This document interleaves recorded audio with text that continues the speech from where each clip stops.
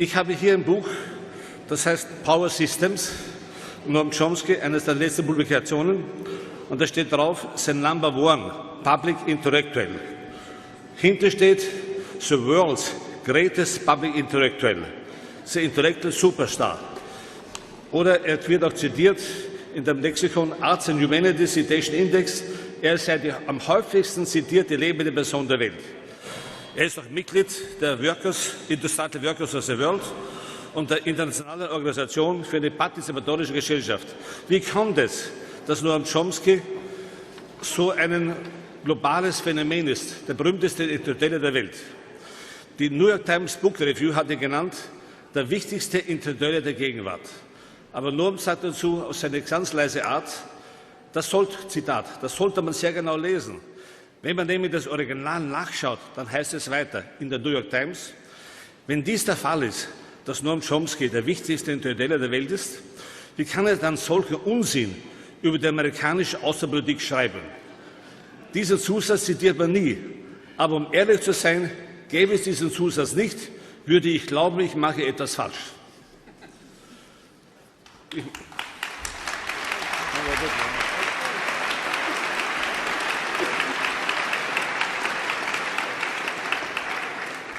Wie kam es, ganz kurz, dass Noam Chomsky diese globale Bedeutung hat als Archetypus des öffentlichen Intellektuellen?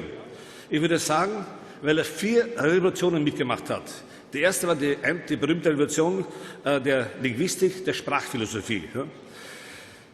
Die zweite war die nächste Revolution einer neuen Theorie des Geistes. Dann die dritte Revolution war er als Medienträger, nämlich die Manufacturing Consent, die Massenmedien zu sehen als eine Fabrik, die im Auftrag der Elite die Massen dazu zwingt, in Konsens mit der Elite zu geraten. Das Buch heißt zum Beispiel Necessary Illusions, Thought Control in Democratic Societies, Gedankenkontrolle in demokratischen Staaten. Und schließlich wurde er als 4. Revolutionär zu einem politischen Philosophen mit Werken wie American Power and the New Mandarins, The Political Economics of Human Rights und Power and Ideology. Und er hat mit seinem Werk Profit over People, Profit über Leuten, hat in der Tat die entscheidende Maxime zum Verständnis für den gegenwärtigen Zustand unserer Gesellschaft geliefert, wo tatsächlich die Regel gilt, Profit ist wichtiger als die Leute. Und er hat auch das Buch gemacht, War Against the People, Menschenrechte und Schurkenstaaten, die Zukunft des Staates vom klassischen Liberalismus zum libertären Sozialismus. Diese beiden letzten Titel zeigen, worum es Chomsky im Wesentlichen geht. Sie müssen wissen, alle Politphilosophen der Neuzeit waren im Grunde Staatsphilosophen. Angefangen von Thomas Hobbes, Leviathan, 1651, da wurde gesagt, der Staat muss sich gründen auf Angst, steht wortwörtlich dort. Wir müssen den Bürger Angst einflößen, dann wird er uns gehorchen. Das heißt, und dieses Staatsmonster hat er den Namen gegeben, Leviathan. Ob das Hegel war, Grundlinien der Philosophie des Rechts, oder der berüchtigte Karl Schmitt über Schuld und Schuldaten, alle Politphilosophen waren Staatsphilosophen. Er ist der Erste, der gesagt hat, nein, wir müssen davon ausgehen, dass es nicht um den Staat geht, sondern um den Bürger, um die Freiheit des Individuums. Und Sie werden nicht glauben, wer sein Vorläufer ist. Er zitiert das öfter, er beruft sich hin. Der Vorläufer ist der Deutsche, und zwar Wilhelm von Humboldt, dem wir die Humboldt-Universität in Berlin verdanken. Wilhelm von Humboldt hat das Werk geschrieben, Ideen, und zwar 1792. Das ist eine Quelle, die er selbst zitiert, Noam Chomsky. Das Werk heißt Ideen zu einem Versuch, die Grenzen der Wirksamkeit des Staates zu bestimmen. Und er geht davon aus, ich zitiere Humboldt, der wahre Zweck des Menschen ist die Bildung seiner Kräfte zu einem Ganzen. Zu dieser Bildung ist Freiheit die erste unerlässliche Bedienung. Sonst werden aus Menschen Maschinen gemacht. Darauf sozusagen, diesen Anspruch sozusagen, folgt Noam Chomsky in seiner politischen Philosophie.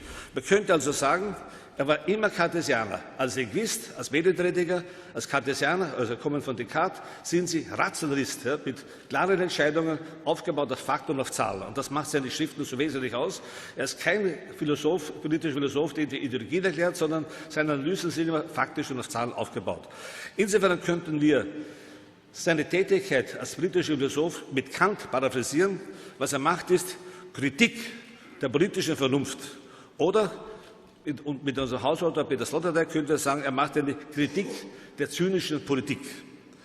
Wenn ich das alles zusammenfasse, was Chomsky als einzigartiger Universalgelehrter gemacht hat, ja, von der Sprachphilosophie zur britischen Philosophie, immer im Namen eines advokatorischen Humanismus, immer kämpfen für die Freiheit des Individuums, immer für die Autonomie des Bürgers.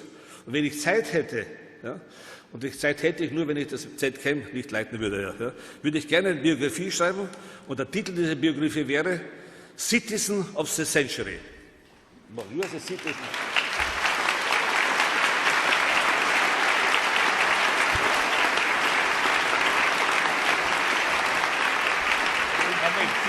Century. My name, Citizen of the Century. Thank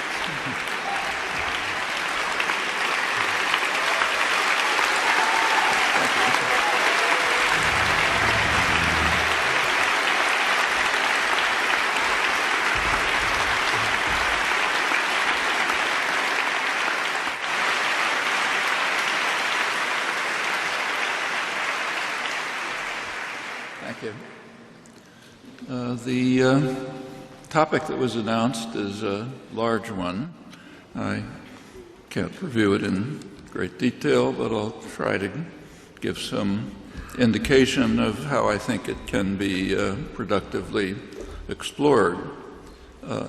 The issues are general, but I'll keep to the United States for several reasons. One reason is that it's obviously the most important case in the contemporary world. A second reason is that it's an unusually open society, uniquely so, I believe, and so we have a great deal of evidence about the internal forces that drive planning, much more so than anywhere else that I know of.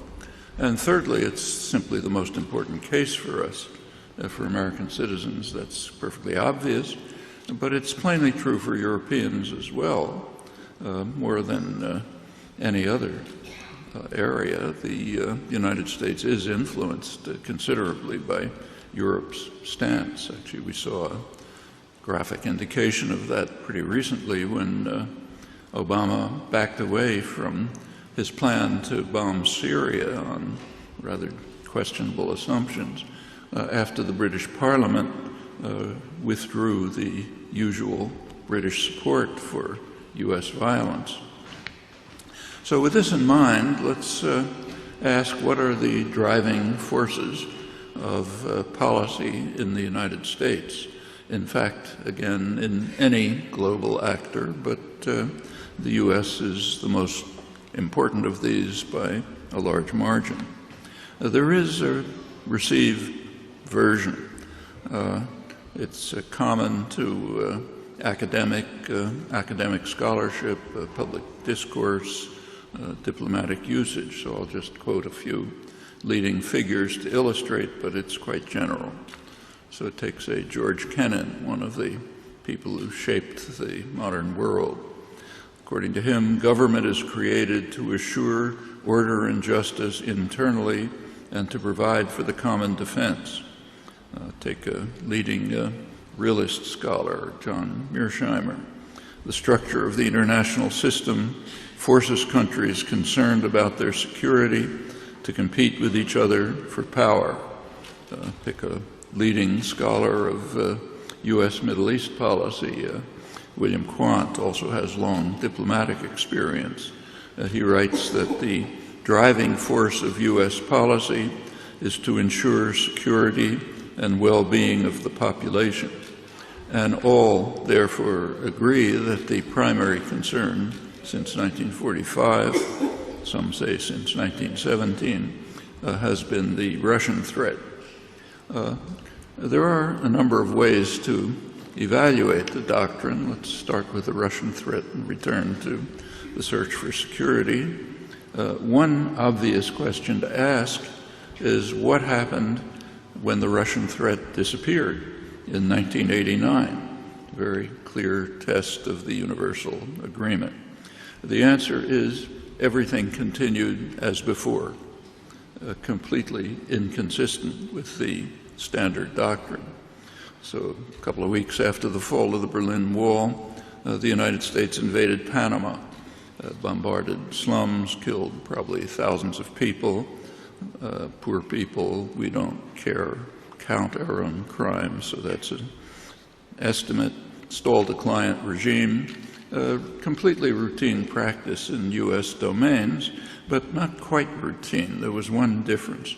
For the first time, it was not justified by an alleged Russian threat. Rather, there was a series of fraudulent pretexts concocted that collapse instantly on examination. As usual, the media chimed in enthusiastically, lauded the heroic achievement of defeating Panama. Totally unconcerned with the fact that the pretexts were ludicrous. It was a radical violation of international law. Also overlooking the fact that it was very harshly condemned elsewhere, most dramatically in Latin America. Also ignored was the U.S. veto of a unanimous Security Council resolution condemning U.S. crimes carried out by troops during the invasion. Britain abstained politely. All completely routine, all completely forgotten in the United States and probably Europe, though not in Panama, not surprisingly, which is also routine. Well, with the Russians gone, the government, that was the first Bush administration, quickly issued a new national security policy and a new military budget. Same as before, but with new pretexts. So we need a huge military establishment, not to defend ourselves against the Russians, but because of the technological sophistication of third world powers. Well-trained intellectuals are not supposed to laugh when they hear that, and they didn't. It's necessary to maintain what they called the defense industrial base. That's a euphemism for high-tech industry, which is based on extensive state intervention in the economy in what's called our free market economy. Most interesting was the Middle East. The new strategy said we have to maintain intervention forces aimed at the Middle East, and then followed an interesting phrase where the serious threats to our interests could not have been laid at the Kremlin's door. So, sorry, we've been lying to you for 50 years, but can't do it anymore. So we now have to concede that the main concern was always, and now explicitly stated, what's called radical nationalism, meaning independent nationalism. All of this passed without any comment, but it has quite evident bearing on the standard doctrine. There were other important events that took place immediately after the fall of the Berlin Wall, ending the Cold War. One of them was in El Salvador. Now, that was the leading recipient of U.S. military aid. It's apart from Israel and Egypt, a separate category. Also had one of the worst human rights records in the world. That's a familiar correlation. Immediately after the Berlin Wall fell, the Salvadoran High Command, which is in close contact to the U.S. Embassy, ordered the Atlacatl Brigade to invade the university, Jesuit university, and to murder 6 leading intellectuals, 6 leading Latin American intellectuals, Jesuit priests, also to murder anybody else who might be around so there wouldn't be any witnesses, so their housekeeper and her daughter had their heads blown off too. The brigade had just returned from advanced training at the John F. Kennedy School of Special Warfare in North Carolina, and already had left a bloody trail of thousands of the usual victims in the course of the U.S.-run state terror campaign in El Salvador, one part of a much broader torture terror campaign throughout the region. All completely routine, little interest, very little comment, all forgotten. here too, I presume, we can just imagine what had happened, what would have happened if anything remotely similar would have taken place, say, in Czechoslovakia under Russian rule. Now, that tells us quite a lot about the factors that drive policy, and if we're honest, it tells us a lot about ourselves as well. Another illustrative example is Cuba. Cuba gained independence in 1959, and for 40 years, this is 1989, the United States had subjected it to a murderous terrorist attack. It was particularly extreme during the Kennedy years, and of course a crushing embargo. The pretext was the Russian threat. 1989, no more Russian threat. So what happened? The attack on Cuba became harsher. It was spearheaded by liberal Democrats. In the next election, 1992, Clinton outflanked Bush from the right on Cuba. That's Cuba. Actually, none of this would have come as a surprise to people who paid any attention to the declassified record of internal planning documents. From the Kennedy years, the early 60s, they made it clear that the threat of Cuba was what the government called successful defiance of U.S. policies going back to the Monroe Doctrine in 1823. The doctrine declared U.S. intention to dominate the hemisphere, and the Cubans were defying it, and worse, defying it successfully. So no Russians, but the U.S. intention to dominate the hemisphere. All of this passed without any impact on the Standard Doctrine. Actually, another important event took place right away in Europe. Soviet President Mikhail Gorbachev agreed to allow unification of Germany and its membership in NATO, a hostile military alliance. In the light of the history of the century, that was a pretty astonishing concession. Don't have to comment on it. But there was a quid pro quo.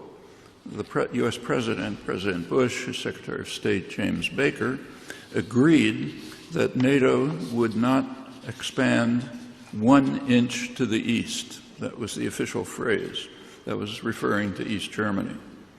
Instantly, they expanded NATO to East Germany.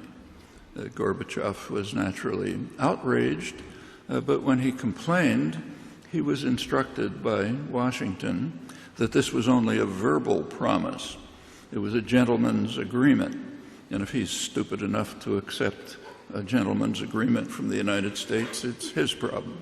So it's without force. All routine, as was the silent acceptance and approval in the United States and, in fact, in Europe. Clinton then came into office. He expanded NATO further, right along the Russian border. Today, the world faces quite a serious crisis that is in no small measure a result of these policies, all passing without comment. Well, there's a great deal more that took place after the Cold War ended. I think it's highly revealing, but instead of proceeding with that, let's turn to a couple of other ways to evaluate the Standard Doctrine. One source of information, which is particularly valuable in the United States because it is such an open society, is secret documents that have been released, made public, declassified. They give very revealing accounts of the actual motives of state policy. That's why they're always consistently ignored. There's no time to review the matter here, but it's worth mentioning some persistent themes. One of them, a major one, we find consistently is that a major force driving policy is concern about what Henry Kissinger called viruses that spread contagion. That's dangerous. Kissinger was referring specifically to Allende's Chile, which threatened to spread the contagion of a peaceful parliamentary path towards independent development and social welfare. We know the outcome in that case. And it's duplicated in case after case throughout Latin America, Southeast Asia, Africa, and the Middle East, always with the same reasoning. Can't tolerate viruses. If you have a virus that might spread contagion, the proper reaction is to kill the virus and protect those who might be infected from contagion. That means destroy the country or its government, kill huge numbers of people, and install harsh, brutal military dictatorships all around the region. That's the main pattern of the Cold War after 1945. Well, a lot more to say about that, but I think that the historical record demonstrates quite clearly that the Standard Doctrine has little merit, and in fact security in the normal sense is not a prominent factor in state policy, to repeat, in the normal sense. But in evaluating the Standard Doctrine about security, there's some questions that we have to ask that are rarely raised. Security for whom? And security from what malevolent forces? Well, one answer is security for state power. There are many illustrations of that. Let me take an interesting current one, last couple of weeks. A couple of weeks ago, the United States agreed to support a UN Security Council resolution which called on the International Criminal Court to investigate war crimes in Syria. But the U.S. added a proviso. There cannot be any inquiry into possible war crimes by Israel or by the United States. That's outlawed, as they made clear. Actually, with regard to the United States, it's redundant. The United States has explicit legislation granting the president the right to use force to rescue, it's the term that's used, any American who might be brought to The Hague for trial, sometimes called the Netherlands Invasion Act. But it's much more general. The United States is, of course, uniquely self-immunized from the international legal system. That's a prerogative of the most powerful state. It's quite an interesting topic, no time to pursue, but it illustrates the importance of protecting the security of state power. Well, who are the dread enemies from whom the security of state power must be protected? One prominent enemy is the domestic population. It's always been understood to be a threatening enemy. The leading public intellectual of the 20th century in the United States, Walter Lippmann, Wilson, Roosevelt, liberal, political analyst, progressive democratic theorist, he explained that policymakers, I'm quoting him, and the responsible intellectuals who cooperate with them must be protected from the trampling and the roar of the bewildered herd, that's the public, who are ignorant and meddlesome outsiders who have to be put in their place. That's liberal democratic theory, and liberal intellectuals quite generally have agreed in similar terms. Well, to achieve that end, to put the meddlesome outsiders in their place, one essential device, of course, is secrecy. You take a look at government secrecy, run through internal documents. It rarely, very rarely, has a genuine security motivation, but it definitely does serve to keep the population in the dark. In sharp contrast to that, the population cannot be secure from state power. There's an obvious, striking current illustration of that, the NSA revelations of Edward Snowden, which are a radical attack on the U.S. Constitution by the constitutional lawyer in the White House, released, as you know, by the courageous fighter for freedom, Edward Snowden, expertly summarized, analyzed in a recent book by his collaborator, Glenn Greenwald, very much worth reading. The documents, as you know, reveal an assault on basic rights of quite astonishing scale. They're designed to retrieve every possible bit of information about every person who falls within the grasp of the Colossus. And that means, in principle, every person linked in any way to the modern electronic society, computer, phone, including phones that are turned off or in any other way. Nothing anywhere near so ambitious was ever envisioned by George Orwell or other dystopian prophets of grim totalitarian worlds ahead. And it's of no slight significance that the project is being conducted with enthusiasm and fervor in one of the freest countries in the world. And it is indeed in quite explicit violation of the U.S. Constitution, the founding document of American freedom. Take a look at the Bill of Rights. It protects citizens from unreasonable search and seizure. It ensures the privacy of their persons, homes, papers, and effects. And much as government lawyers may try, there's no way to reconcile these principles with the assault on the population that's revealed in the Snowden documents. It's also well to remember that defense of these fundamental rights, the rights of privacy, were a major factor in sparking the American Revolution. At that time, the tyrant was the British government, which claimed the right to intrude freely into personal life. Now the tyrant is the American government. Britain hasn't changed. It's retained its traditional tyrannical principles, though on a much more restricted scale, given the relations of power. So the British government approached Washington, the U.S., asking that the U.S. National Security Agency, I'll quote, analyze and retain any British citizens' mobile phones and fax numbers, emails, and IP addresses, anything that's swept up in the dragnet, which picks up essentially everything. It's also worthwhile for Europeans and others to know that the NSA routinely receives or intercepts routers, servers, other computer network devices that are being exported from the United States so that it can implant surveillance tools, and in principle, every keystroke that can be sent to President Obama's huge, expanding database in Utah.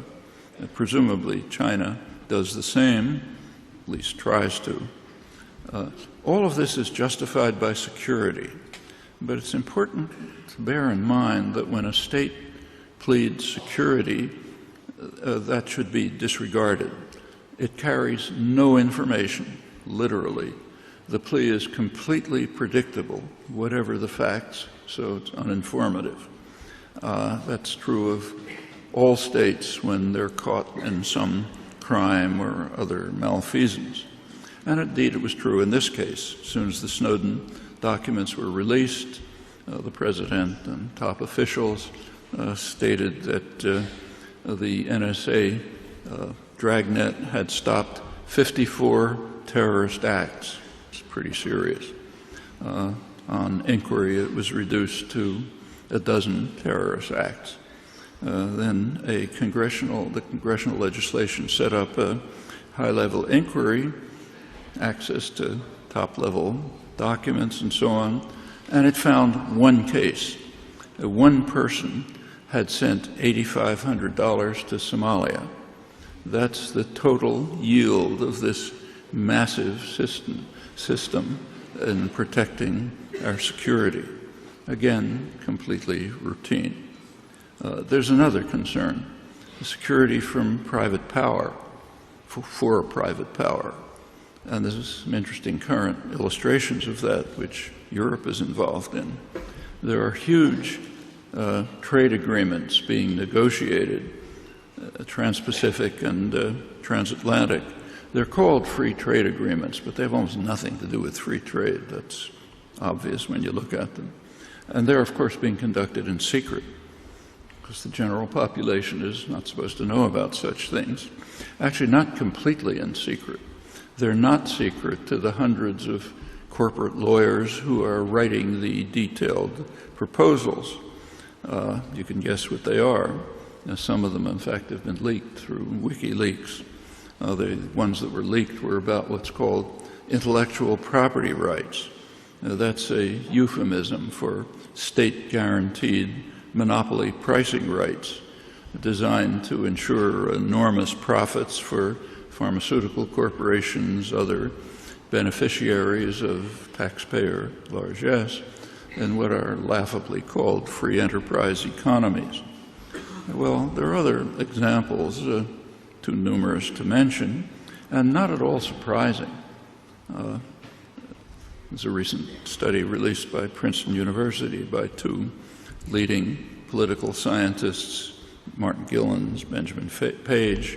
They carried out a careful study of a couple of thousand policy decisions, and the study reveals, I'll quote, that economic elites and organized groups representing business interests have substantial independent impacts on U.S. government policy, while average citizens and mass-based interest groups have little or no independent influence.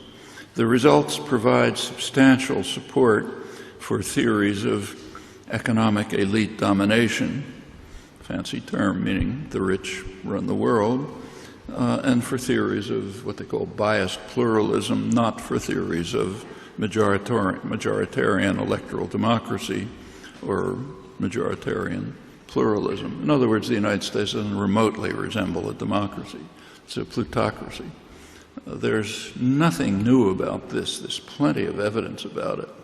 The same and other political scientists have shown quite effectively that the lower three-quarters, roughly, of the population, lower on the income scale, are essentially disenfranchised. The government pays absolutely no attention to their opinions. One of the reasons they're so little voting. It's kind of sensible. It's also been shown, mainly by political economist Thomas Ferguson, who's a major student of this, that campaign spending is a very good predictor of policy. Take a look at who's funding the campaigns, you can predict the policies. That goes back to the 19th century and right up to the present. And again, it's nothing new. About a century ago, there was a great campaign manager, Mark Hanna, the most famous in American history. He was asked, what are the most important things in a political campaign? And he said there are three. The first one is money. The second one is money. And I can't think of the third one. That was over 100 years ago. It's much more extreme today. But it's useful to have a new and very careful confirmation of what would be taught in elementary school in a free society that includes Europe. There's also ample evidence that security of state power and of concentrated private power, their security, is indeed a driving force in state policy. Security from enemies, primary among them the domestic population, which is always a potential dangerous threat to structures of power and domination. And furthermore, that's entirely natural. It's to be expected when we look at how policy is formulated. Not quite that simple. There are some interesting cases where these commitments conflict. No time to talk about them. But this is a very close approximation to reality and radically opposed to the standard doctrine. Well, let's turn to another question. What about security of the population? It's easy to demonstrate that that's a very marginal concern of state policy planners. So let me take two current examples of overwhelming significance, global warming and nuclear weapons. Any literate person is doubtless aware that these are both, or should be, that these are dire threats to the security of the population. So it's therefore interesting to turn to state policy. And we find that it is dedicated to accelerating the threats in both cases, in the interests of the primary concerns: enhancement of state power, concentrated private power that largely determines state policy. In the case of global warming, it is so obvious that I won't even go on to illustrate it. You should know it without comment. And it does illustrate very clearly the concern for security, certainly not for the population. It also illustrates the moral calculus of contemporary neoliberal state capitalism. The fate of our grandchildren counts as absolutely nothing in comparison with the need to make more profit tomorrow. That's the driving principle of what's called capitalism today.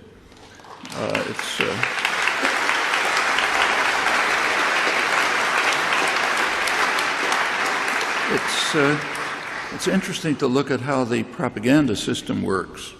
In the United States, there's a huge public relations campaign. It's completely public, nothing secret about it, organized by the business world to try to convince the public that either global warming isn't happening at all, or if it is, it has nothing to do with human activity. And it's having some impact. If you take a look at international polls, the United States ranks somewhat lower than other countries in public concern about global warming. And indeed, the results are stratified. Among Republicans, the U.S. ranks far lower, practically as low as anywhere in the world. The Republicans are the party that is most totally dedicated, lockstep dedication to private power and its rights and privileges. The leading journal of media criticism in the United States is the Columbia Journalism Review, Columbia University. Its current issue has a very interesting article on this topic. It attributes this outcome to the media doctrine of what they call fair and balanced, which means that if a journal publishes, say, an opinion piece reflecting the conclusions of 97% of scientists, it has to run a counter piece presenting the claims of the energy corporations. Actually, that is what happens, and it does lead to confusion on the part of the population, but there certainly is no doctrine of fair and balanced. So suppose a journal runs one of the thousands of opinion pieces denouncing Putin for the criminal act of taking over Crimea. It certainly doesn't have to run a piece pointing out that while the act is no doubt criminal, Russia has a far stronger case than the U.S. does in holding on to southeastern Cuba, taken over a century ago at gunpoint. It includes Cuba's major port, rejecting the demand of Cuba ever since independence to turn it back. And the only justification for this is that it contributes to the 50-year program of terrorist war and economic strangulation of the country guilty of successful defiance of U.S. policy since 1823. And the same is true of quite a few other current cases. No need to run opinion pieces about that. The actual media doctrine of fair and balanced holds for one case, when the concerns of concentrated private power are involved, nowhere else. And though this is obvious enough, it cannot be perceived in the elite culture, in the educated culture. You can verify that very easily by checking. Well, let's turn to the threat of instant destruction by nuclear weapons. The record on that is extremely interesting, and it demonstrates quite clearly that from the earliest days, the security of the population has been a non-issue and remains so to the present. The record is shocking and insufficiently recognized. I'd really urge you to look at it closely. It strongly supports the lament of the General Lee Butler. He's the last commander of the Strategic Air Command, which controls nuclear weapons and weapons policy. In his words, we have so far survived the nuclear age by some combination of skill, luck, and divine intervention, and I suspect the latter in the greatest proportion. And he goes on to say that we can hardly count on divine intervention as we continue to play roulette with the fate of the species in pursuit of the driving factors in state policy. He didn't add that, I added it. So take a couple of illustrative examples, beginning at the start of the atomic age. At that time, this is 1950, the U.S. was overwhelmingly powerful, enjoyed remarkable security, nothing like it in history, controlled the Western Hemisphere, controlled both oceans, controlled the opposite sides of both oceans, had 50% of the world's wealth, is just incomparable power and security. There was, however, one potential threat, at that time. That was ICBMs with hydrogen bomb warheads. They didn't exist, but they might exist someday. There is actually a standard scholarly review of nuclear policies, written with access to high-level documents. It's by McGeorge Bundy, who was the National Security Advisor for the Kennedy and Johnson administrations. And what he writes is that he describes the development of ICBMs with nuclear warheads as one of the great achievements of the Eisenhower administration. But he then adds that it's useful to recognize that both the United States and the Soviet Union might be in much less nuclear danger today if these missiles had never been developed. And he adds a very instructive comment. He says, I am aware of no proposal, could find no proposal in the literature, either in or out of government, that these missiles should be banned by agreement. Nobody even considered it. There was no thought at all of trying to prevent the sole serious threat to the United States, threat of utter destruction. And this striking fact merits a phrase in the standard comprehensive history and has been ignored in commentary. I can't find anyone who's ever even referred to it. Well, could it have been prevented? Would a treaty have been possible? Can't be sure, of course, but there's some indication that it would have been possible.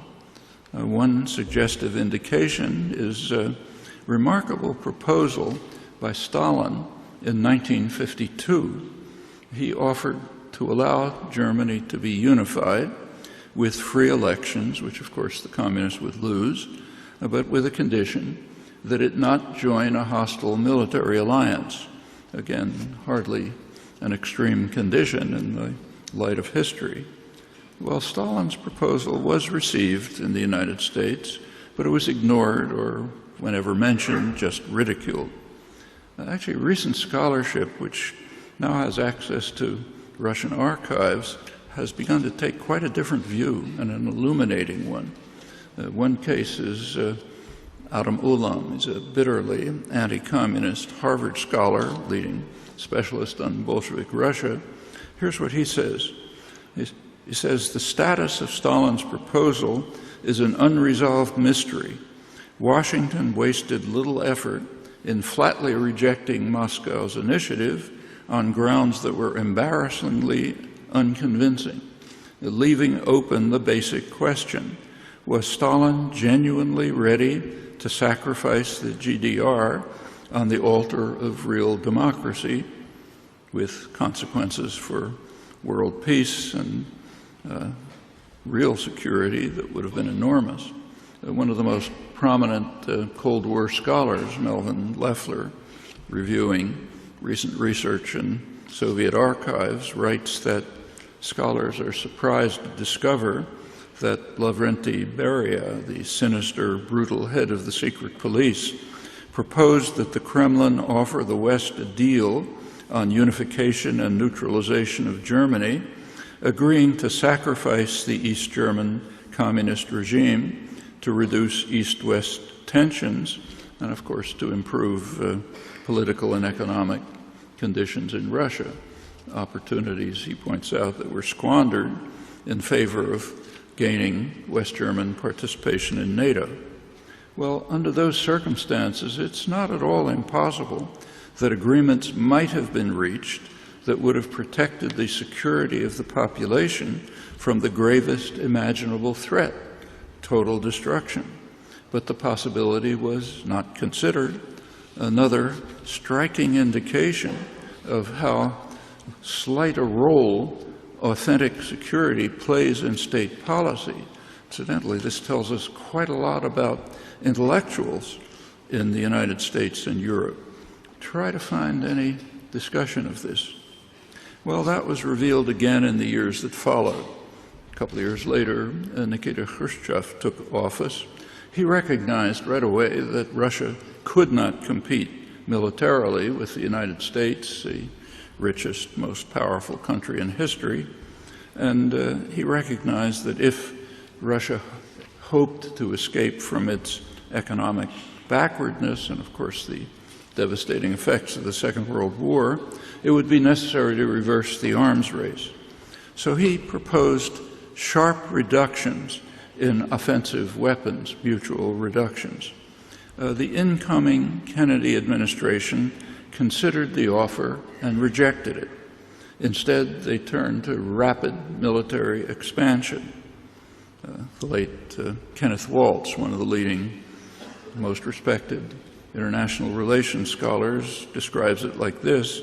He said, the Kennedy administration undertook the largest strategic and conventional peacetime military buildup the world has yet seen, as Khrushchev was trying to carry through a major reduction in conventional forces and to follow a strategy of minimum deterrence. And we did so, the U.S. did so, though the balance of strategic weapons greatly favored the United States. Again, a decision to harm national security, security of the population, while enhancing state power. That's Kennedy. A major reason why Kennedy barely squeaked to victory in 1960 was his charge that Eisenhower and Nixon had permitted the Russians to leap ahead in offensive weaponry, creating what they called a missile gap that severely threatened U.S. security. That frightened the population enough so that Kennedy barely won the election. In reality, the U.S. was far in the lead. The Russians had 4 operational ICBMs, tiny fraction of the U.S. arsenal. And this was quickly understood. And speaking for the administration, McGeorge Bundy again, he explained that they had nevertheless been right in emphasizing a fake missile gap because, as he put it, the phrase had a useful shorthand effect of calling attention to our basic military posture. That's an allusion to the posture of rapidly expanding, overwhelming U.S. dominance and threat and rejecting security and the prospects for survival. Well, the Russians did react. The reaction was to place missiles in Cuba in October 1962. That move was motivated also by Kennedy's huge terrorist campaign against Cuba, which is mostly suppressed, but there's plenty of evidence about it, which was scheduled to lead to invasion in October 1962, the month when the missiles were emplaced. Now, that brought the world to the most dangerous moment in history, Kennedy advisor Arthur Schlesinger's phrase, historian. As the crisis peaked in late October, Kennedy received a secret letter from Khrushchev offering to end the crisis by simultaneous public withdrawal of Russian missiles from Cuba and U.S. Jupiter missiles from Turkey. These Jupiter missiles were obsolete missiles. The withdrawal order had already been given for them because they were being replaced by far more lethal, essentially invulnerable Polaris submarines. Kennedy's subjective estimate was that if he refused this offer, the probability of nuclear war was between 1/3 and 1/2, a war that would have destroyed the Northern Hemisphere, as President Eisenhower had stated. He refused. It's hard to think of a more horrendous decision in human history. And worse, he's praised for his cool courage and statesmanship. 10 years later, Henry Kissinger called a nuclear alert in the last days of the 1973 Israel-Arab War. The purpose was to warn the Russians not to interfere with his delicate diplomatic maneuvers. These were designed to ensure an Israeli victory, but a limited victory, so that the U.S. would still be in control of the region unilaterally. And the maneuvers were indeed delicate. The United States and Russia had jointly imposed a ceasefire, but Kissinger secretly informed Israel that they could ignore it, and therefore he called a nuclear alert to frighten the Russians away. The security of the population had its usual status, 0. 10 years after that, the Reagan administration came in, and they decided to launch operations to probe Russian defenses. The way they did it was by simulating air and naval attacks against Russia, and also calling the highest level nuclear alert, which is, of course, known to the Russians. All of this was undertaken at a very tense moment. Pershing II missiles were being deployed in Europe. These had a 5-minute flight time to Moscow. Reagan announced the so-called Star Wars program, missile defense, which the Russians understood to be a first strike weapon. That's how missile defense is understood on all sides for good reasons. And other tensions were rising. Well, naturally, the Russians were quite alarmed by this. Unlike the United States, Russia is quite vulnerable, had repeatedly been invaded, almost destroyed. That led to a major war scare in 1983. There are newly released archives that reveal that the danger was much more severe than historians had previously assumed. There's a CIA study that just appeared. It's called "The War Scare Was for Real." CIA concludes that the U.S. underestimated Russian concerns and the threat of a Russian reaction. The major journal on this topic, the Journal of Strategic Studies, writes that these Reagan exercises almost became a prelude to a preventive nuclear strike, which would have wiped out the Northern Hemisphere. And in fact, it was more dangerous than that. We learned last September, it was revealed that right in the midst of these world-threatening developments, Russia's automated early warning systems detected an incoming missile strike from the United States, sending the highest level alert. Well, the protocol for the Soviet military, like the American military, is to retaliate at once with a nuclear attack of its own. Now, there was an officer on duty, Stanislav Petrov. He decided to disobey the orders and not to report the warning to his superiors. And thanks to his dereliction of duty, we're alive to talk about it. That was 1983.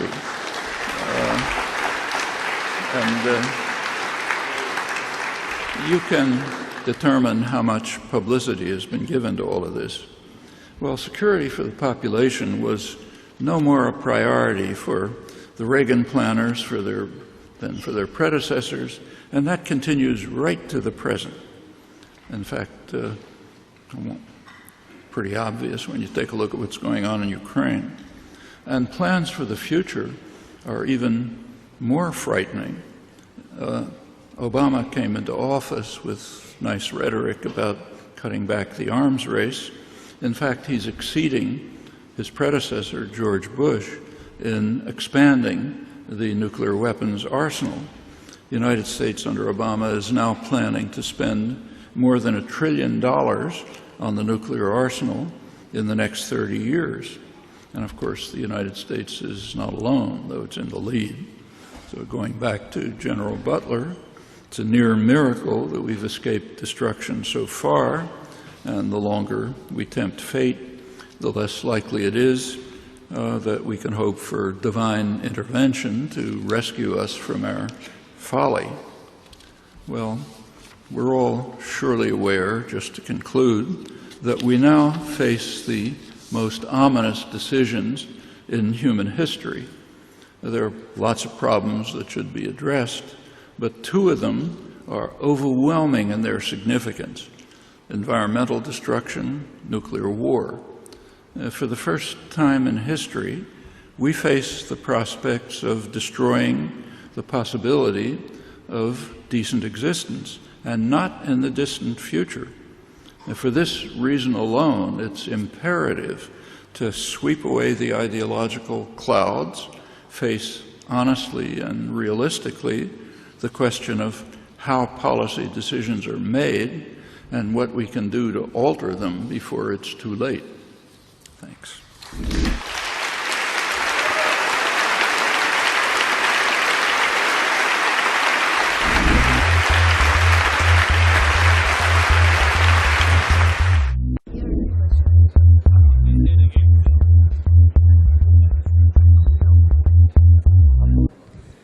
The first question was, having spoken about the Russian threat and the Cold War, what kind of relationship do you think Russia seeks, the US seeks with China in the future? So I imagine this being also very important, the future power of China. The second question was, the United States is, try this one. Can you hear now? Yeah. Well, if you take a look at what's happening now, take a look at this morning's newspaper, the Washington Post, the main newspaper that deals with Washington affairs. There's a report of the U.S. Secretary of Defense, Chuck Hagel, who finally concedes that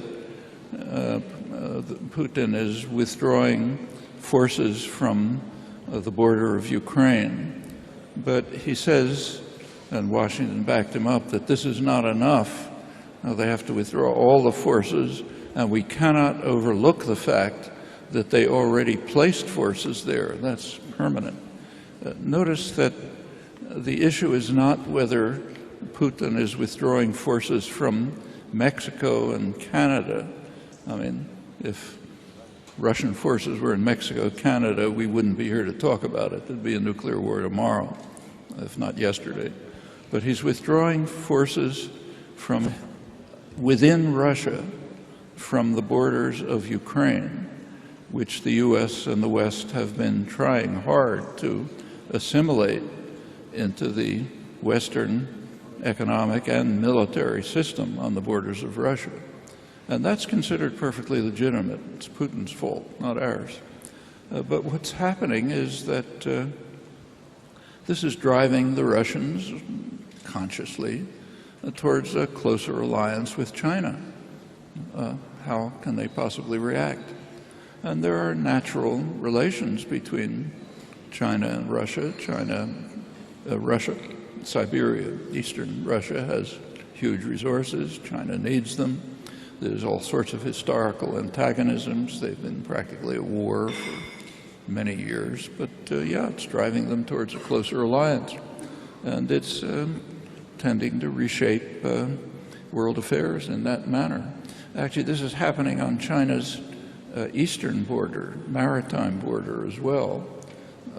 China is being pretty much barred from the waters off China's shore. China wants to exert influence over them. And there's a conflict about that. Notice the conflict is not about the waters off California or the Caribbean. That's not an issue. The U.S. controls everything. The question is the waters off the coast of China. And because of recognizing those difficulties, China is moving towards Central Asia. It's establishing close relations with many of the Central Asian states. Interesting relations. By now, you can actually take a high-speed train from China to Kazakhstan. You can't take one from Boston to New York. But it's true that these pressures are driving China towards Central Asia, are driving Russia towards China. China has established some years ago the Shanghai Cooperation Organization, which includes China, India, Pakistan, Kazakhstan, other Central Asian countries. The U.S. requested permission to be an observer. That was refused. Iran requested and is accepted. It is an observer. And this system is gradually developing and will become a significant system in world affairs. But we're quite consciously pressing them in that direction. It comes from a premise. The premise is we own the world. And if anybody else is doing anything, it's there's something wrong with them. Okay. Nächste Frage. Hi. I was reading what you wrote about the influence of corporate America in Germany during the 30s, and with the government behind, even this statement from the State Department supporting Hitler and fascism. And I would like to hear about that. And if you know about Anthony Sutton, I was reading from him long ago. He made a very detailed research about the relationship between the corporations and fascist governments. He has some crazy theories about global communism. So I am confused because the corporate analysis is quite interesting. He takes documents from Hoover Institution, and he was supposed to be in contact too. So that's actually my... U.S. relations with Nazi Germany during the 30s. Yes. Yeah. Well, there's plenty of evidence about that. As far as the business world is concerned, sure, why not? Major U.S. corporations, IBM, Ford, had factories, installations in Germany. It's actually continued right through the war under various guises. You know, they set up fake corporations. And they were participating actively, but that's corporations aim to make money and to expand power. And they had no real objections to Nazism. In fact, looked at it rather positively. The Nazis were doing the right thing. They were crushing the labor movement. They were eliminating dissidents, of course, destroying the huge communist and social democratic parties. What's to object? As far as the U.S. government was concerned, it was kind of ambivalent. The State Department was quite pro-Nazi. 1937, the State Department urged that the United States take a tolerant attitude towards Hitler, because Hitler, they described him as a moderate, standing between the forces of the extremists of left and right, and therefore we should support him in the hopes of a more moderate Germany emerging. After Munich, the Munich Agreement, late 38, Roosevelt sent his most trusted advisor, Sumner Welles, to the Munich Agreement. You take a look at what he reported on the way back.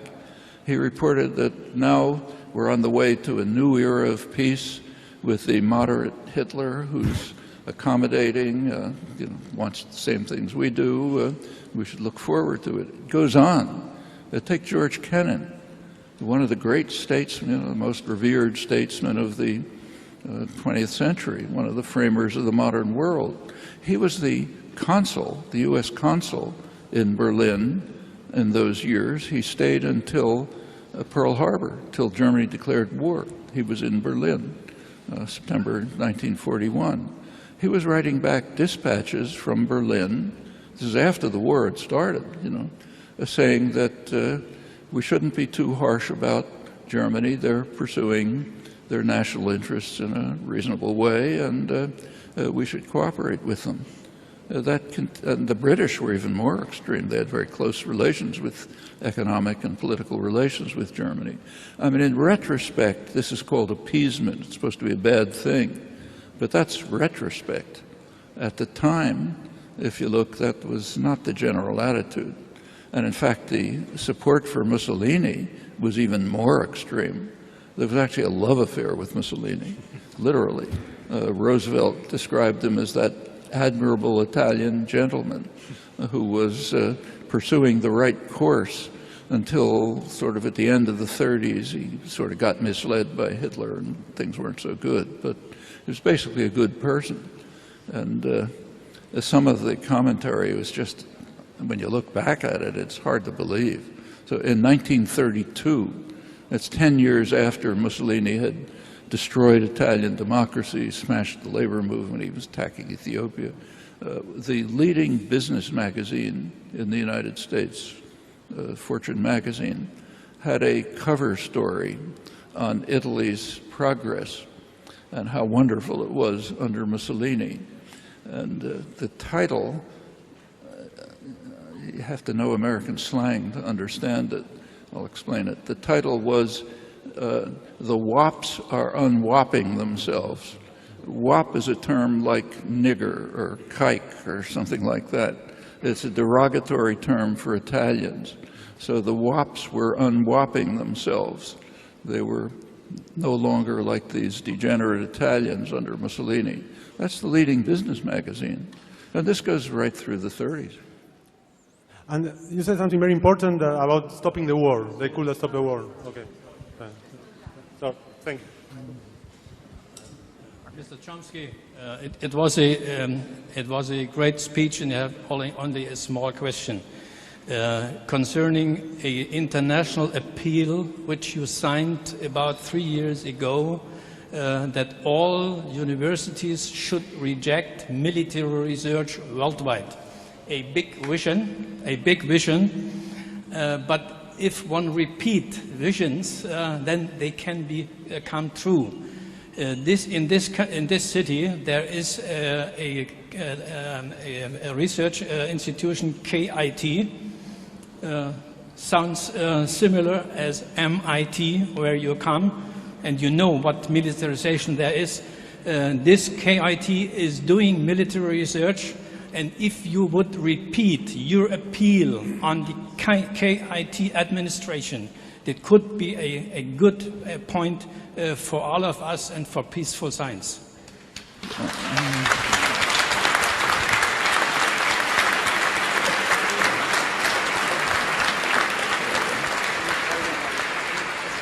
I have to say, I sign appeals all the time. I just signed one outside the door, in fact, and I can barely remember them. I just don't remember this one. But let me talk about MIT. Military research is a very interesting phenomenon. MIT, where I've been since 1955, is the leading technological scientific institution in the world. For years, up until the 1970s, was almost entirely funded by the Pentagon. Okay? Like I was working in a lab which was 100% funded by the 3 armed services. If you take a look at my publications in the 50s and the 60s, they have an acknowledgement to the armed services. In the late 60s, as student activism finally developed, there were protests against military funding, and a commission was set up, usual thing, to investigate military funding at MIT. I was on it. Students wanted somebody on it who would be sympathetic to them, so I was put on it. And the results are published. It was very interesting to investigate. It turned out that maybe 90% of the academic budget, forget something like that, was funded by the Pentagon. And it turned out that the only one department at MIT was carrying out any military research. Guess which one? The political science department. The political science department had something called a peace Research Institute. That's a dead giveaway. The Peace Research Institute was involved in counterinsurgency work in Vietnam. They were sending students to Vietnam to do their dissertations on how to pacify, you know what that means.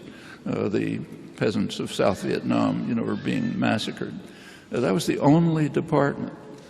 Now, what does that mean? Well, military research is a device for compelling the population to fund the profits of high-tech industry. That's one of its major functions. So you take a look at, say, computers, the internet, lasers, microelectronics, satellites, run through the whole gamut. Where'd they come from? They come mostly funded by the Pentagon at institutions like MIT. Taxpayers pay for it because the Russians are coming, so we have to pay for it. And the end result is, Bill Gates is the richest man in the world. Steve Jobs could set up Apple.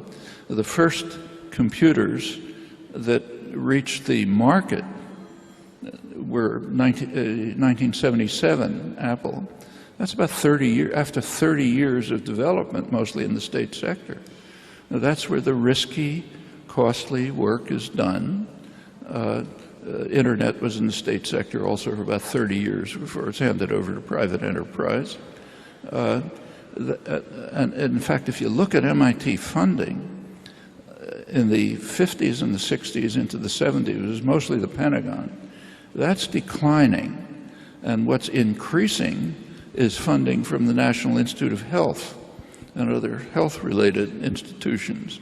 And I think everyone understands this except the economists, who can't understand it because they're working on abstract models of free markets, which have almost nothing to do with what's going on.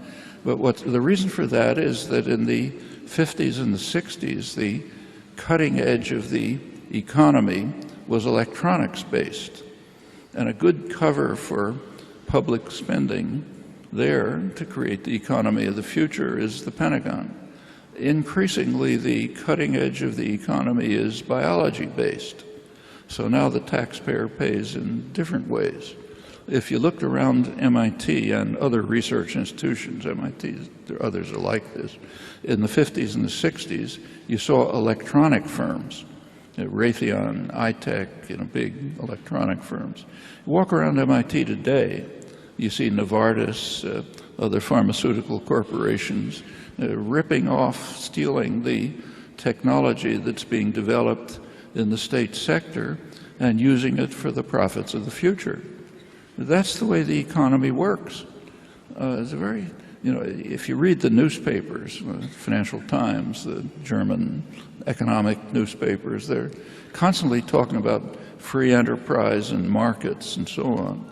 I mean, there's some crucial facts about markets. I mean, you can like them or not, but there are some properties that they have. One property is that, say, if you invest in a risky enterprise and you invest for decade after decade, and risky and costly, and if after all of this there's some profit, it's supposed to go back to you. That's not the way the economy works. The taxpayer is extorted, essentially, to pay for the risky and costly developments, literally for decades, and doesn't get a penny back for it. The profits go to private enterprise. That's our free enterprise economy. And the Pentagon was a funnel. But you're right about military research. That shouldn't be on campus. Actually, I don't think this should be there either, but for different reasons. It's an attack on democracy and freedom. That's true whether it's the health institutes or the Pentagon. Whatever the device is, people are not making the decisions.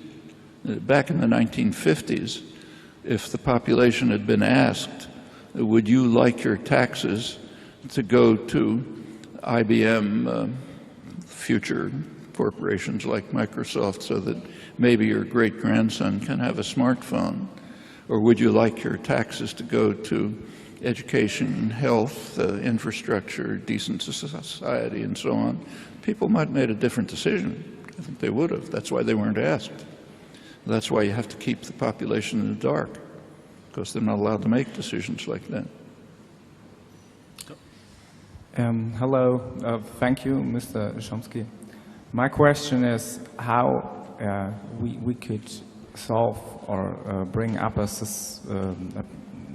more protests here in Europe, because now we have a big problem of right-wing movements everywhere, also here in Germany. And the lies of media are still, they bring them more up.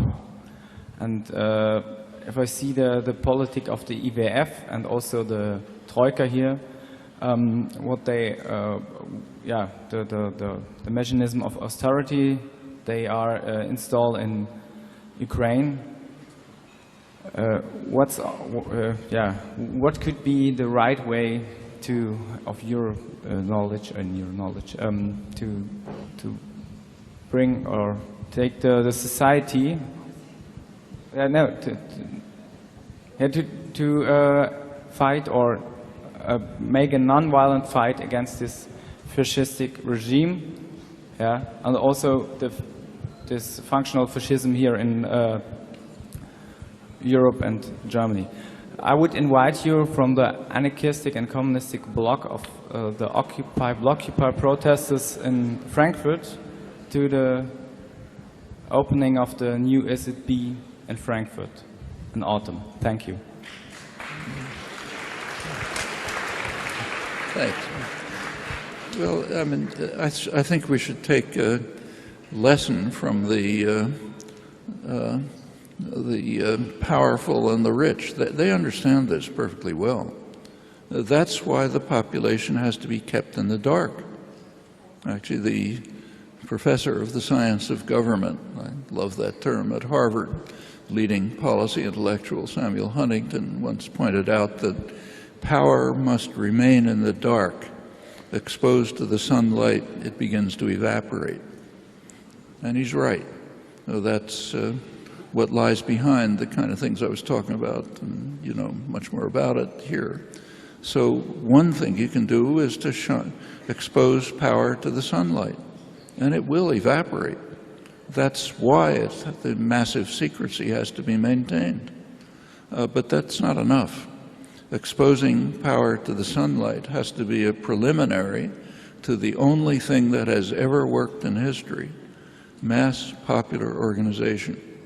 And that has achieved results. It has plenty of results.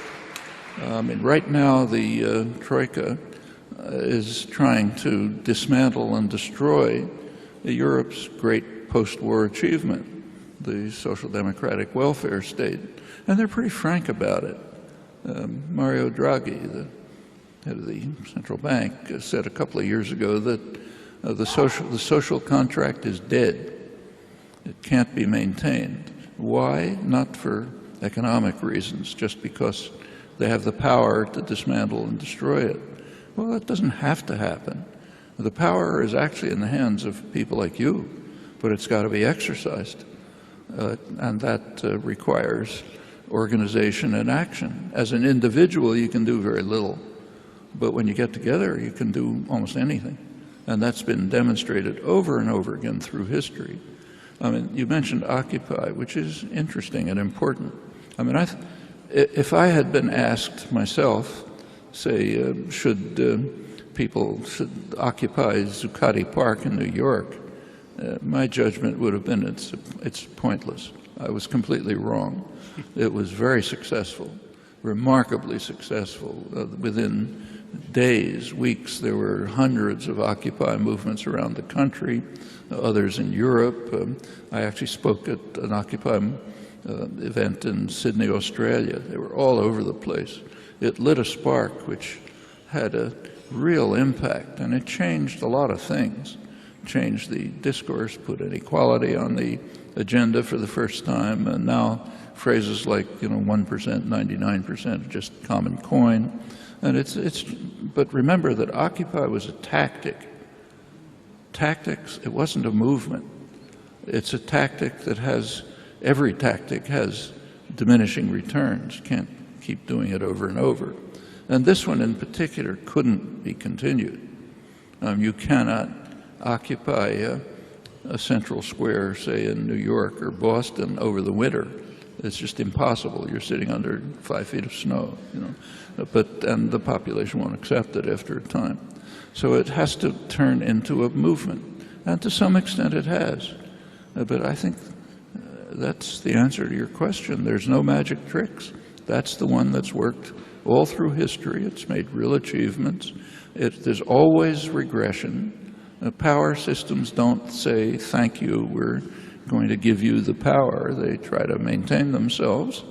And that's class struggle. It goes on through history. And it'll continue.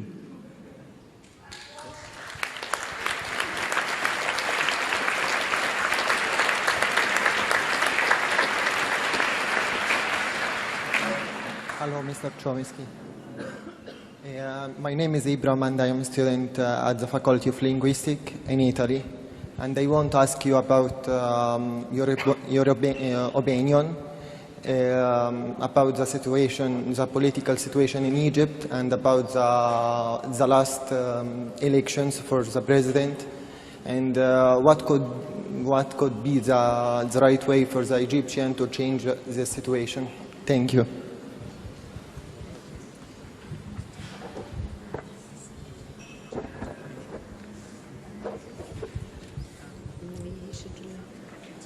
So you're asking about the current situation in Egypt. Well, the Arab Spring, which took off in Tunisia and Egypt and then spread, was a very exciting development. And what happened is, it's a mixed story. I mean, I think it's kind of in a waiting period right now. What happened in Egypt, the first country where it began was Tunisia. Tunisia is a kind of a French protectorate. And the French, of course, supported the dictator, Ben Ali. In fact, supported Ben Ali to the point where it really became an embarrassment when the population had actually driven Ben Ali out of the country. The French minister, one of the French ministers, went to Tunisia for a vacation. You may remember that. In Egypt, it's mostly a British-U.S. dependency. So they took the lead in responding. And they responded exactly the way you always respond. If you're going into the diplomatic service, you should understand this. There's a formula for reacting when your favorite dictator gets into trouble. The first, what you do is support him as long as possible. When it becomes impossible because the business classes have turned against him or the army's turned against him, what you do is send him off somewhere, issue ringing speeches about your love of democracy, and try to restore the original situation as much as possible. And that's exactly what was done in Egypt. There were quite interesting developments that took place. And I think they're lasting. The labor movement, Egypt has a very militant labor movement. There's a long history of labor activism, which was always crushed under the dictatorship. But it was kind of liberated by this uprising, and it remains very active. The strikes, worker occupation of industries and so on, that's continuing. They couldn't crush it, but there was an election. The left and the secular forces were so busy fighting each other that they could not take an active part. And by default, the Muslim Brotherhood won the election. The military retained control. They essentially stayed in power, under the Morsi government. Finally, the Tamarud movement came June 30th. Now Egypt is moving, I think, into a very dark period. I had big arguments with my friends in Egypt about this on the left and the secular sectors. They supported the military takeover. believing that the military would institute democracy and freedom. I mean, you know, that's such an illusion. You don't know how to describe it. That's not what the military does, you know. What they want to do is maintain their huge economic empire and maintain their power and control the population. And now that's exactly what they're doing. So the April 6th movement, you know, the leaders are in jail. It's repression. They're killing thousands of people. It's a dark period, but I don't think it's over. The military government can't possibly deal with the problems that led to the uprising. They go way back to the neoliberal policies and all sorts of things. And there's plenty of ferment, and I suppose it'll blow up again.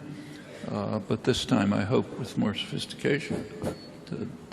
I was in Egypt, and right in the middle of this, and I talked to people like Hamdin Sabahi, just the opposing candidate, others who were activists in what they call the left and the secular movements, and they simply couldn't get together. If they had gotten together, they would have actually won the presidential election, and they've got to overcome that. Maybe they can, but I think there's a lot of promise there still. It's a dark period. What happened in the rest of the Arab world was just the uprisings were mostly crushed by force. Like in Saudi Arabia, which is the leading U.S. ally, like Britain before it, the U.S. has systematically supported radical Islam against secular nationalism. They much prefer radical Islam to independent secular nationalism. So Saudi Arabia is the darling, most extreme radical Islamic state in the world.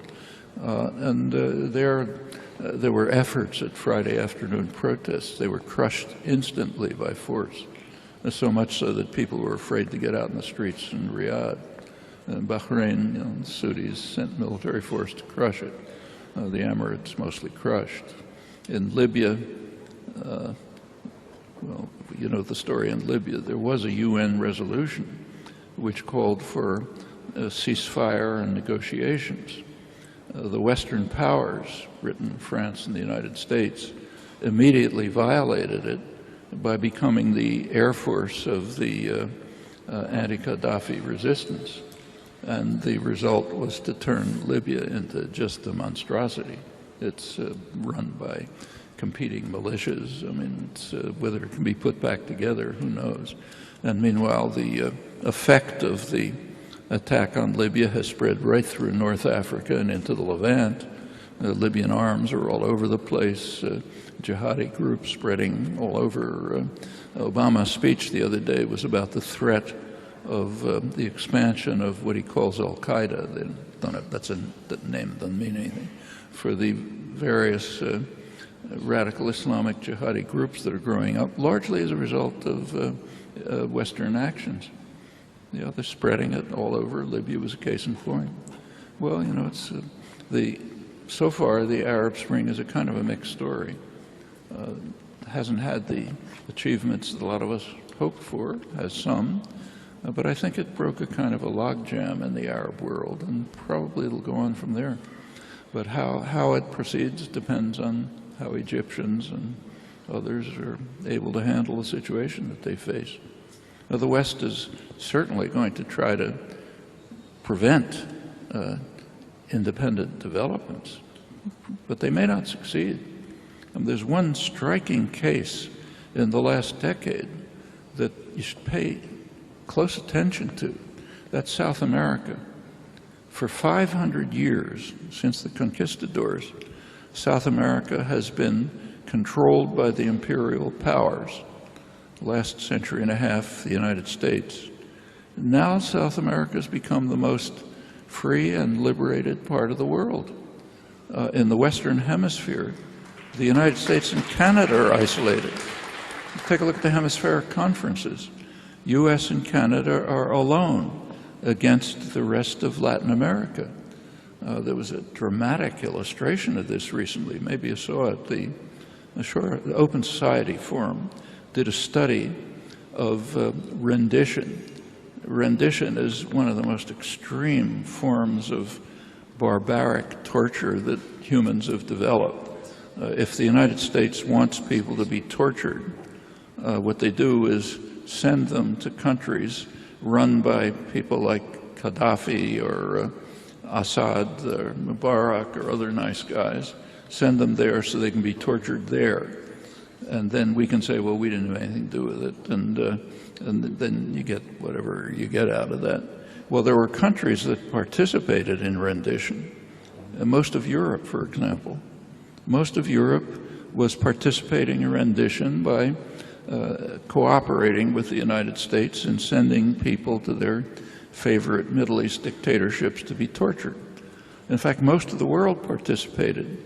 One region of the world refused to participate, Latin America, which is amazing. First of all, Latin America's been almost total U.S. control, for over a century. And during this period, Latin America was the world center of torture, as long as the U.S. was running it. Now Latin America was the one region which refused to participate in U.S.-administered massive torture. Well, that's the kind of thing that could happen, and it could happen in the Middle East.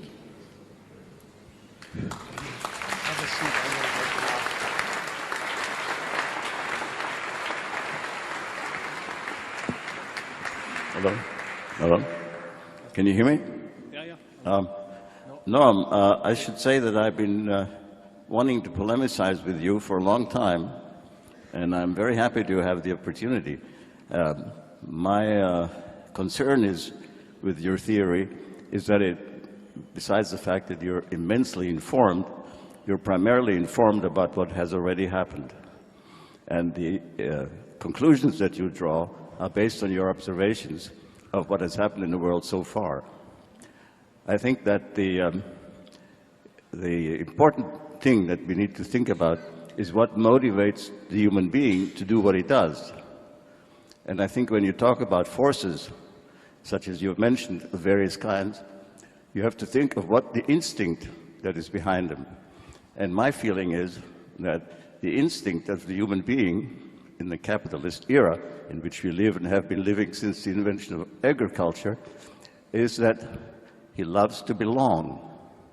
And I think that our major instinct as human beings is the need to be part of something that's bigger than we are. And I think that the answer to the Arab Spring, or the answer to what's happened with Russia, or what's happening in Ukraine, is that people are afraid of being left alone with their wonderful ideas somewhere on an island. My feeling about what you said is that it is not sufficiently oriented towards what might happen in the future. The more people there are, the more they will be dependent on belonging. Well, I don't think I'm disagreeing. As I said before, as individuals, there's very little that we can do to confront the enormous problems that we face. But when people get together and organize and form mass movements, they can do a great deal. Why not? Then they belong to something. They belong to something. What? They've never done it in the past. It's happened all the time in the past, for thousands of years. That's how feudalism was overthrown. That's how slavery was eliminated in more recent years. That's how women began to get minimal, relatively equal rights. It's just case after case. What happened to the French Revolution? French Revolution carried things forward, and then there was a regression, very common. The activism of the 1960s, to be more recent, civilized the West considerably, in many ways, but there was a regression. That's what happens. Power systems do not give up willingly. They'll fight back. There have been progress. They'll fight back. We can then go on from a higher plane. That's what history is like. Under capitalism, they will always win. Only if you let them win. If you let them win. First of all, we should recognize that what exists isn't remotely like capitalism. I mean, I gave a couple of examples, but could go on. There is a system of state corporate power but it's not immutable. Lots of ways to overcome it and remove it, and some of them are being pursued effectively right now. So, for example, take the United States, the place I know best. The old Rust Belt, the industrial region, which has declined seriously because of a decision to undermine manufacturing and to crush the workforce.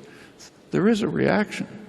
The reaction is the spread of worker-owned enterprises, which are proliferating throughout this region. Now that can expand, and if there's enough popular engagement, it could expand dramatically. So, for example, a couple of years ago, Obama essentially nationalized most of the auto industry. Okay? Well, if there had been an organized popular movement, there were several choices he could have made. One of them, the one that was made, was to essentially hand it back to pretty much the same owners and go ahead doing exactly what they were doing before, producing cars. Another thing that could have been done is hand it over to the workforce. Let them own and direct it, and let them produce the things that the country really needs. For example, high-speed rail.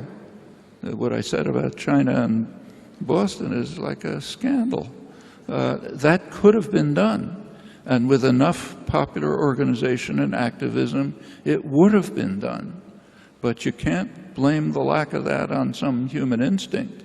You can only blame it on the failure of people like us to do what we should have been doing. And if you do it, you can have these effects, as has always happened in the past. But sometimes the effects are dramatic. But take, say, the women's movement, okay? It's half the world's population. If you take a look at American history, it's not that different elsewhere, but if you go back to the American Revolution, the colonies took over British law naturally. According to British law, women were not persons, they were property. A woman was legally, a woman is the property of her father, and the property is handed over to the husband. One of the arguments against allowing women to vote was that it would be unfair to unmarried men, because a married man would have 2 votes, since obviously the property votes the way its owner does. Over the years, there was chipping away at this, but it wasn't really until the 1960s that it almost totally collapsed. In fact, in 1975, which is not that long ago, the Supreme Court recognized that women are what are legally called peers. They are legally permitted to serve in federal juries. Okay? That means they're persons. That's a big change. I mean, an audience like this wouldn't have looked like this 50 years ago. When I came to MIT, 1950s, it was white males, obedient, well-dressed, deferential, and so on. You walk down the halls today, it's half women, third minorities, informal relations, which means a lot, activism all over the place. And that's happened all over the world. It's happened in Germany. I've seen it when I come give talks over the years. It just looks different each time. Well, those are big changes, major changes. And they didn't come by wishing for it. They came by organized activist efforts, which were hard, met a lot of resistance, but won a lot of gains. And it can be done in many other ways, too.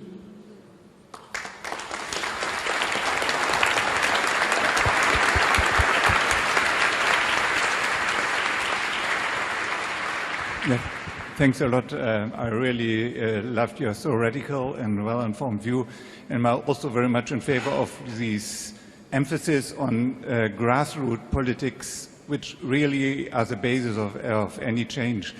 My question is, you may know when Obama won the first election, whole Europe, especially Germany, was totally in favor of him. I think there were about 90% of the population in favor of it. This has changed, as you know, and so people ask, and also I myself ask myself, why did he never close Guantanamo? Why didn't he stop Cuba boycott? Why didn't he restrict NSA activities and so forth? Is it simply to do with the fact that he is not able to do it, that he doesn't have the power to do it? Or is it also did we have a wrong impression of his real attitude? Well, all I can say is that in 2008, before the primaries, I wrote about Obama. Nothing much was known about him. He had no record. But I just took a look at his record and his presentations of himself on his own website. And it was obvious that this person has no principles. There's nothing but rhetoric, you know. I mean, for example, you take a look on his website, 2008, before the primaries. So, for example, take a look at when he was a senator, he had almost no record. But he did do a few things, and he was very proud of them.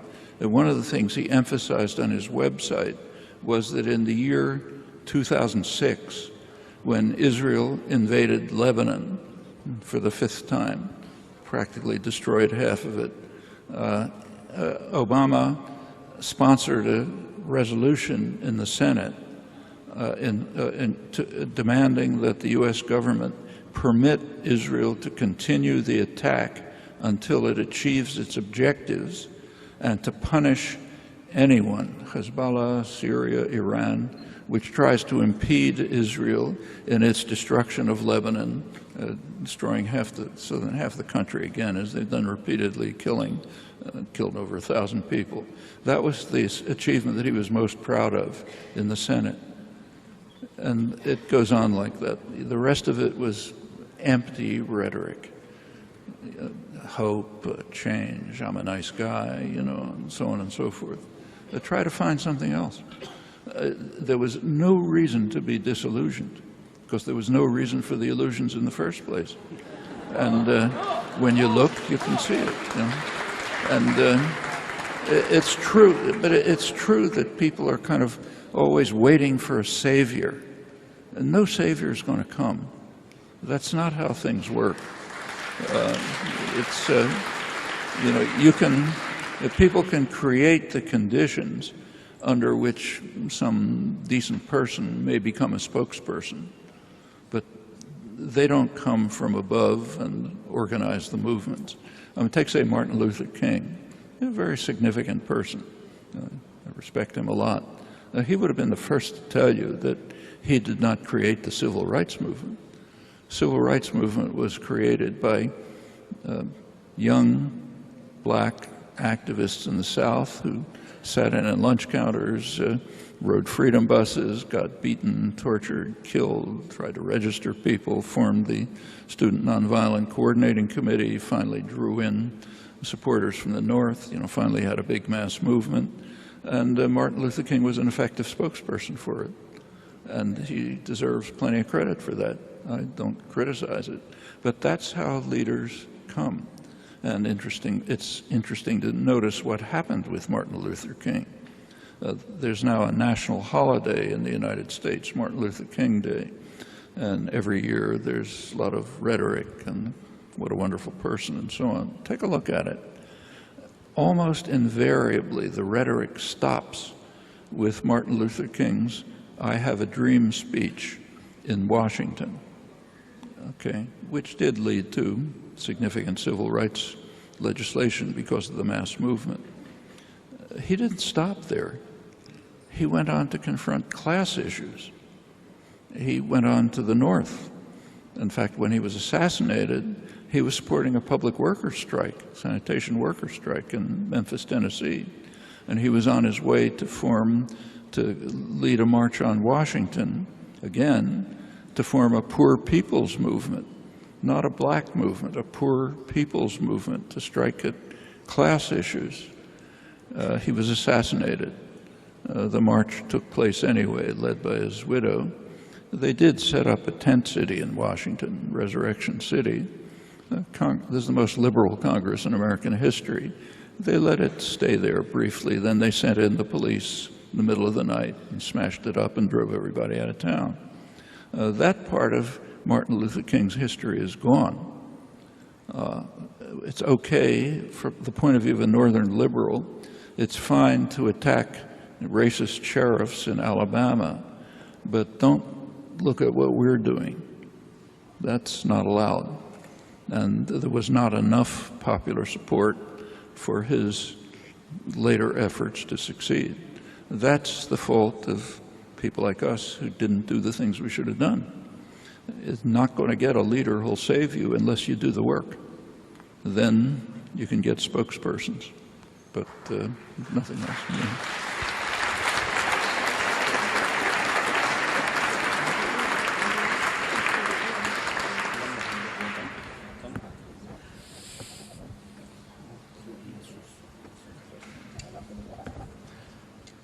Hi, Chomsky. Thank you very much indeed for this chance that I can actually ask this question from you, because this means a lot to me. I am a philosophy student at the University of Stuttgart, and I'm more than lucky to be in Germany and study philosophy, because I was born in 1986 under the bombs of Saddam Hussein. I'm a child of war, and I know what does that mean. And I'm the post-traumatic stress and everything else. I dislike my government more than anything else, like any other Iranian activist. But I know that you left your hometown, Massachusetts, to New York in 2009 to support the Iranian hunger strike. I remember that, and I saw the pictures, and I was very proud of that. But actually, I want to put my question here right now, because I know a lot of people are waiting, and I have studied I've read your articles about cognitive science, the philosophy of language. I'm a big fan, I should say that. But my question is that. Look what happened from the American foreign policy, shutting down the civilians' commercial airline, and the U.S. general get a Medal of Honor for that, and is still keeping that, and killing more than 250 passengers on board, and supporting the Iraq and financing Iraq for the war, and the coup d'etat against Mossadegh. And I ask myself that we are taking part in the Iranian, basically atomic talk between Iran and the European countries, and Russia and the United States. And so this is going to be my question. It's like, can we trust Americans? Can we trust American policy? And if we don't, is it going to be, I mean, the Russia, is it going to be the best next option? And if you're so much under pressure from different sides, and you're not a developed country like Germany, and if you don't have many options on the table, what can you do? What can I do? Do I have a chance? As an Iranian citizen? As an Iranian citizen. Well, of course, the options under severe repression are much greater or fewer than the options for people like us here, who have many opportunities, which we don't use. So the situation in Iran, it could be improved if the West had a different position. Okay, I would not presume to tell Iranians what they should do under the conditions they face. They have to figure that out for themselves. But we can ask questions what we should do. So, for example, right now the line in the West is that Iran is the greatest threat to world peace. Okay, you hear that all the time. I'm sure you hear it here. It's an interesting question, why Iran is the greatest threat to world peace. I mean, there's an answer. You get it from U.S. intelligence and the Pentagon in their annual presentations to Congress. Iran is disobedient. Iran has very low military spending. It has, even by the standards of the region, its strategic doctrine is defensive. It's designed to deter an invasion long enough for diplomacy to take place. They say if Iran is developing nuclear weapons, which they don't know, it would be part of their deterrent strategy to deter an attack. And the U.S. and Israel and Germany and their allies can't tolerate that. No country should have a deterrent against Western violence. In the West, Iran is described as the greatest threat to world peace. There are also international polls You tell me whether they're reported here. I can tell you about the United States. Last December, there was an international poll run by the major polling organizations in the West, Gallup in the United States, its British equivalent. And one of the questions that was asked was, which country is the greatest threat to world peace? Guess which country was first? So far ahead that nobody else was even close. United States. Okay, now you tell me how it was reported here. In the United States, the media refused to report it with a single exception. A right-wing Murdoch rag tabloid did report it and said, look, this shows how crazy the world is. You know, that's, I'll bet you it wasn't a headline here without looking. Well, okay, we can do a lot of things about this. In fact, there's something very concrete that we can do, actually that Germany can do. There is, you know, P5 plus 1, the Security Council plus Germany. And there are, whatever threat people think, you know, conjure up any threat you can make about Iranian nuclear weapons. There's a way to deal with it, a very simple way. It's on the table. Move towards establishing a nuclear weapons-free zone in the region. Okay? Is that possible? Yeah, it's possible. In fact, support for it is so strong that even the United States has been forced to formally say it's a good idea, but not now. In December 2012, there was supposed to be a conference in Finland to carry forward this plan for a nuclear weapons-free zone. Israel announced that it would not attend. Iran announced that it would attend with no conditions. A couple of days later, Obama canceled the conference. Okay?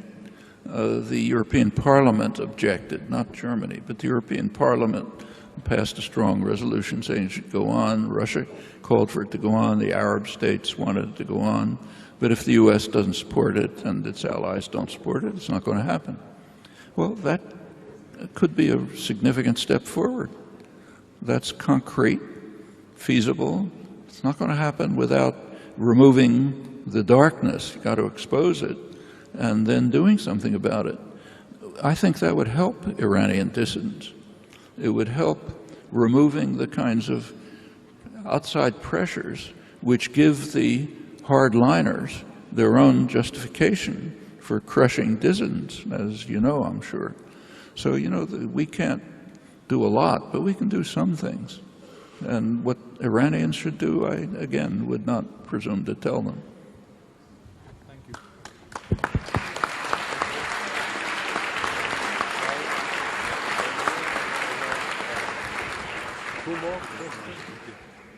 I don't know how to... Hello. Mr. Chomsky, first of all, I want to thank you for being so inspirational. While you're holding the speech, I'm over here. Oh, okay.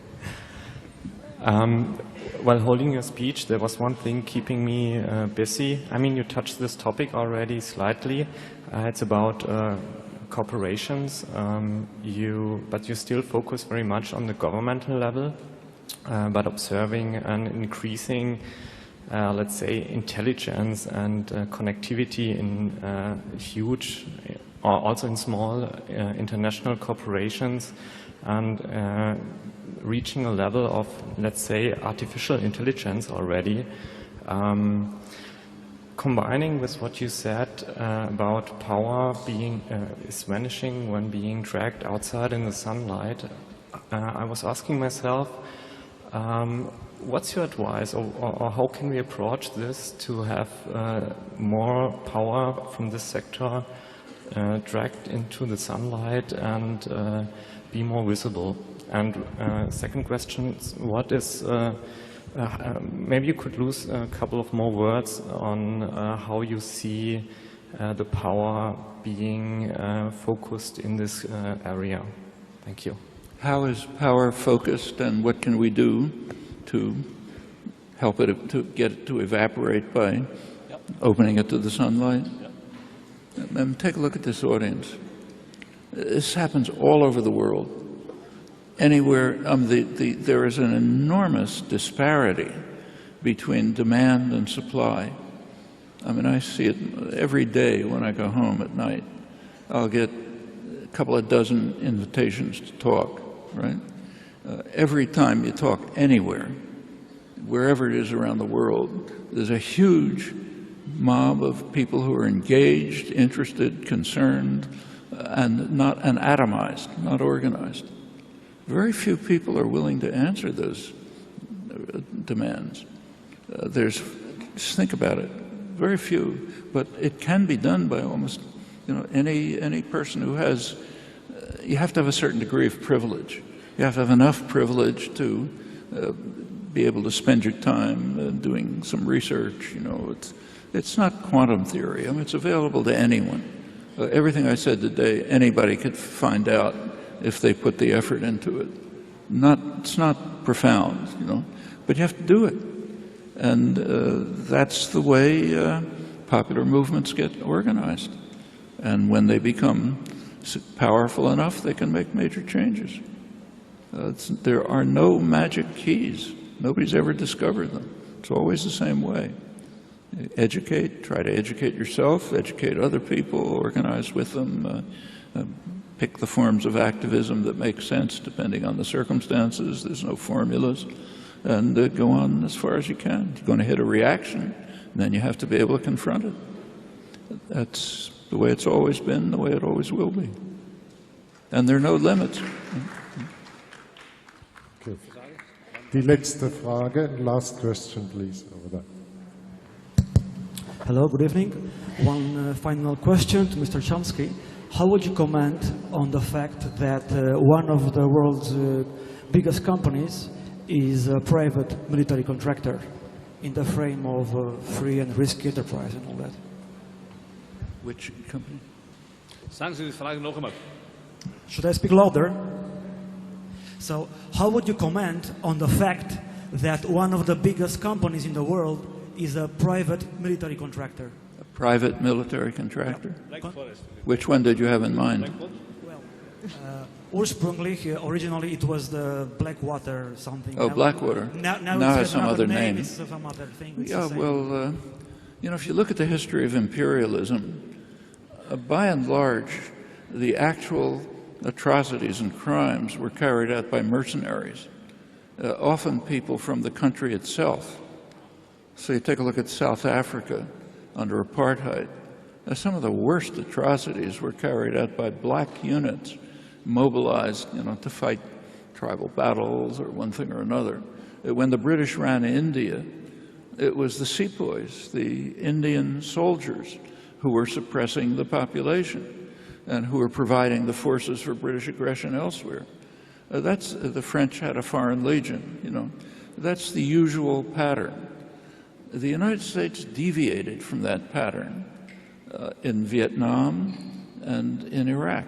It sent its own soldiers for imperial conquest. That's not a good idea. Civilians, you can't take people off the streets and in a year turn them into brutal, sadistic murderers. It's hard.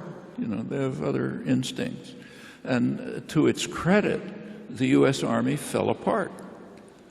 In the 1960s, the Army fell apart. Soldiers began killing their officers. They got hooked on drugs. Finally, the top military command wanted to take them out because it was destroying the military. Now, that's why they moved to a professional army. No draftees, professional army. Now, in more recent years, they've been going back to the traditional imperial pattern, mercenaries. Now, they're called contractors, not mercenaries. But if you look at the U.S. forces in Iraq and Afghanistan, I think a majority of them are probably contractors, like the former Blackwater. But that's the traditional imperial pattern. It makes sense for an imperial power to keep its own civilians away from the vicious, dirty process of crushing and destroying people. You hand that out to professional killers who are trained for it. yeah, that's when South African apartheid collapsed, the South African state terrorist forces became mercenaries. They're picked up by Western states to use for their own war force. So Blackwater, you know, and it's now changed its name, are simply reversions to the traditional, sensible imperial pattern. We don't have to tolerate that, of course. That's up to us.